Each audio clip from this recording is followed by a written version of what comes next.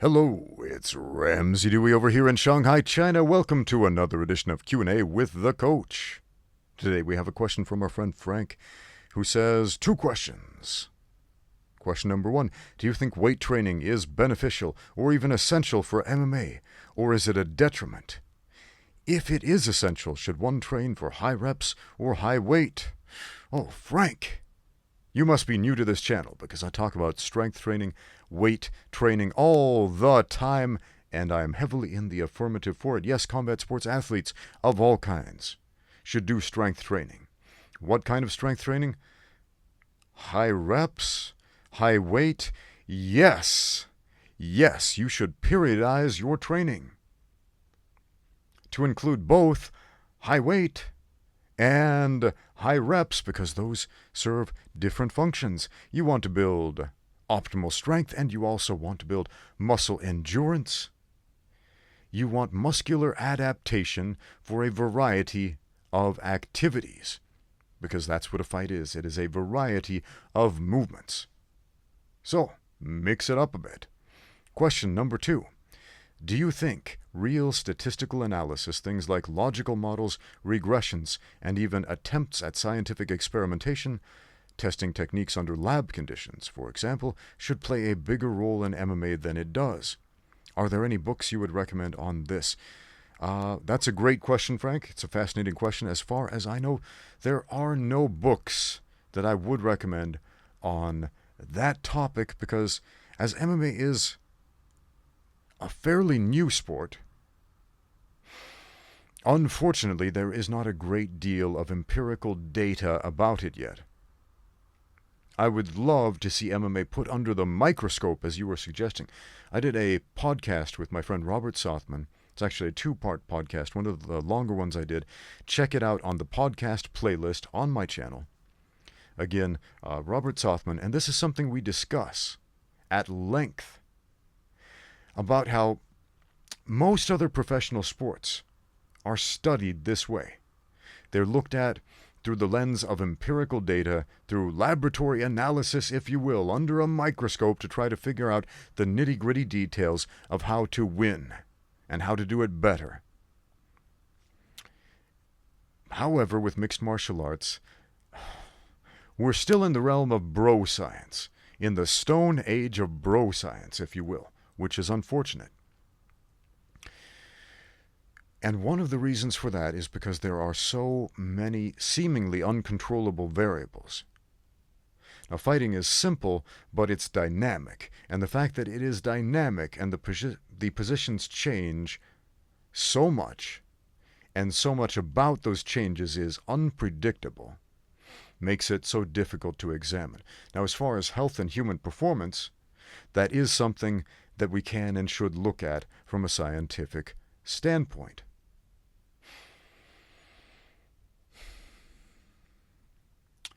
Now, as far as literature to that effect, there is a great deal of literature out there about strength and conditioning, health and human performance. Man, I have a college degree in health and human performance, emphasis in modern dance. Yes, that's a health and human performance degree. And within that degree, you have to read all kinds of literature about training and strength and anatomy and kinesthesiology and everything else regarding physical training.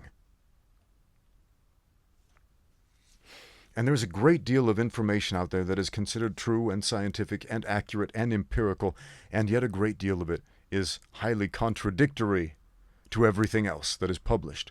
So the consensus, if you will, is everything works and everything doesn't work.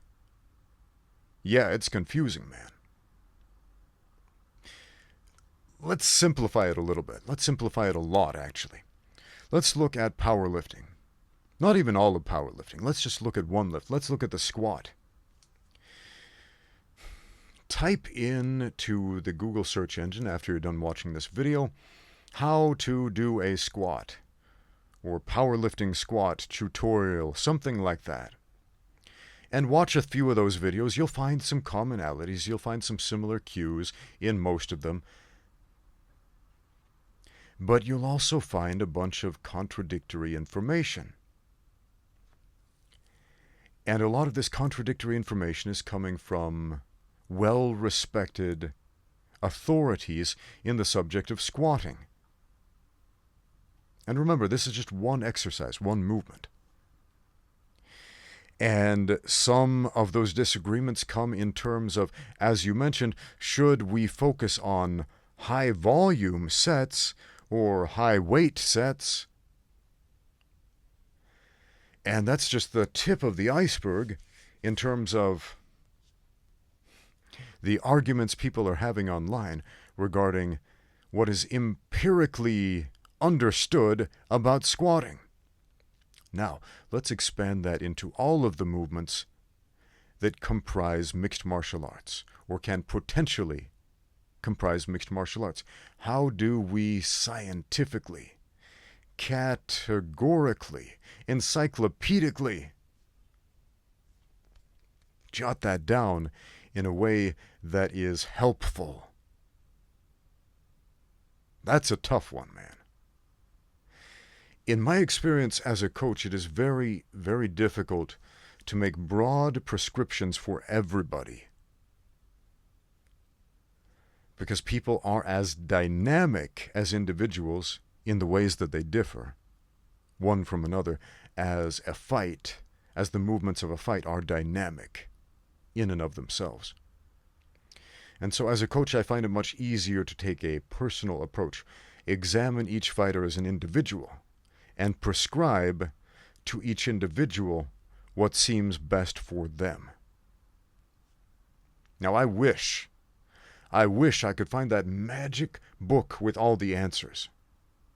If anybody out there in the comments is listening to this and has listened 7 minutes into this video, and you're like, I know, I've got the perfect resource for you. Give me the name of that book. I want to read it. I want to study it. I want to own it.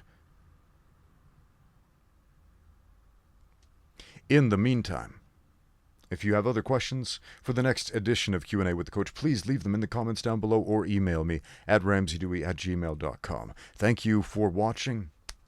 Now get out there and train.